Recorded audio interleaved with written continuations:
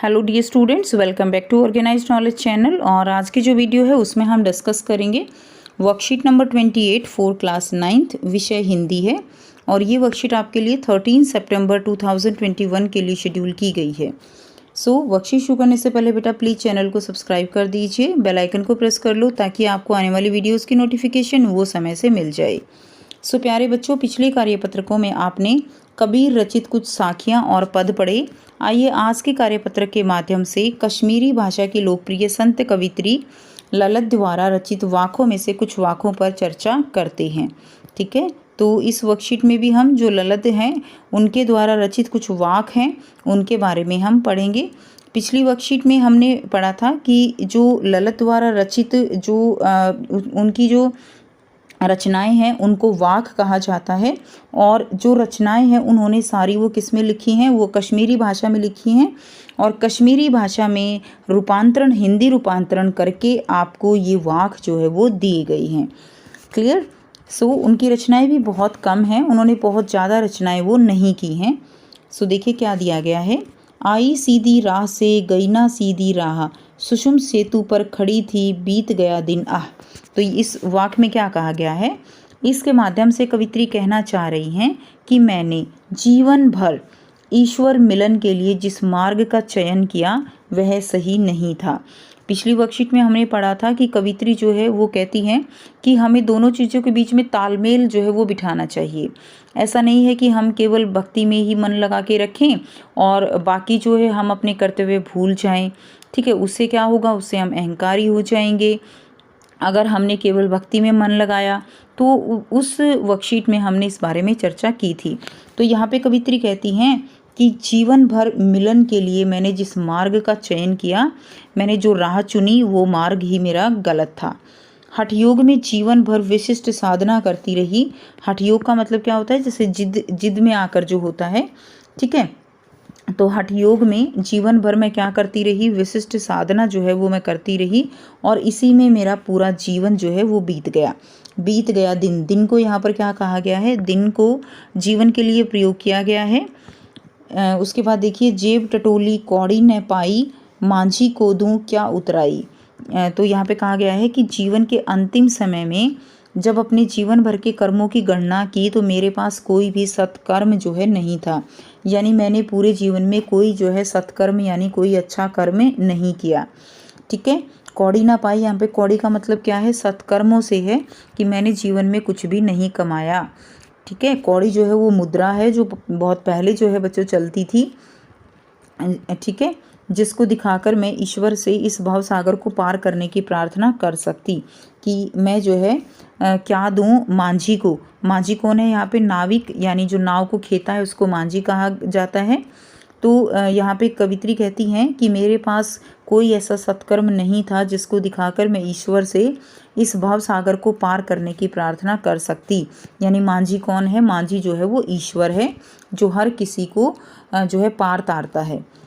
Next देखिए, थल थल में बसता है शिव ही, भेद न कर क्या हिंदू मुसलमान, ज्ञानी है तो स्वयं को जान। तो इस वाक्य के माध्यम से कवित्री कहना चाह रही हैं कि सृष्टि के कण कण में शिव अर्थात ईश्वर का वास है, इसलिए सभी मनुष्यों को इस आधार पर भेद नहीं करना चाहिए कि वह हिंदू है या मुसलमान है, किसी भी अन्य धर्म का अनुयायी है। सभी जो है धर्म बराबर हैं, सभी धर्मों के लोग बराबर हैं और हमें हर एक धर्म की जो है रिस्पेक्ट करनी चाहिए।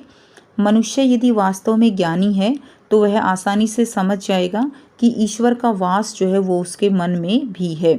तो यहाँ पर कहा गया है कि मनुष्य यदि वास्तव में ज्ञानी है तो उसको समझ जाना चाहिए कि ईश्वर का वास उस कहाँ पर है। ईश्वर का वास जो है किसी मंदिर में, किसी मस्जिद में, किसी चर्च में नहीं है, उसका वास जो है वो उसके केवल मन में है।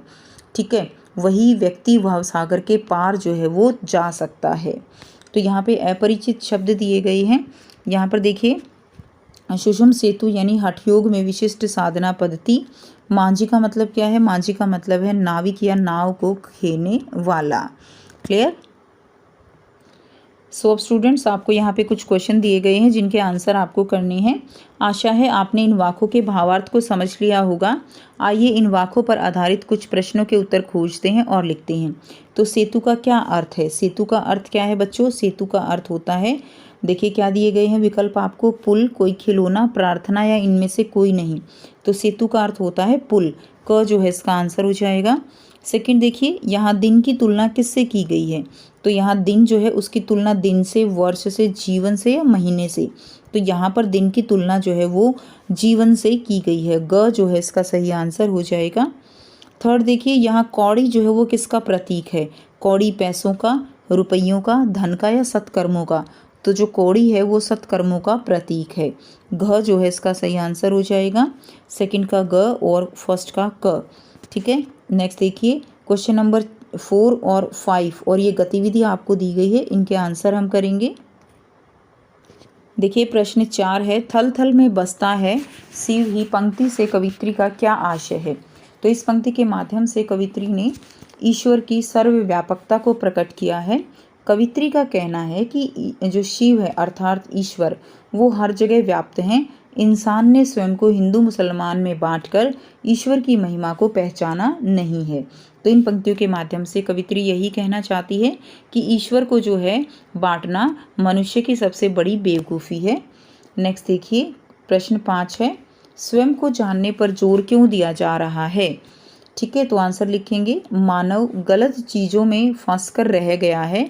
हमें सत्कर्मों में विश्वास करना चाहिए कि मानव जो है वो गलत चीज़ों में फंस कर रह गया है। केवल हमें जो हमारे सत्कर्म हैं उन्हीं में विश्वास करना चाहिए।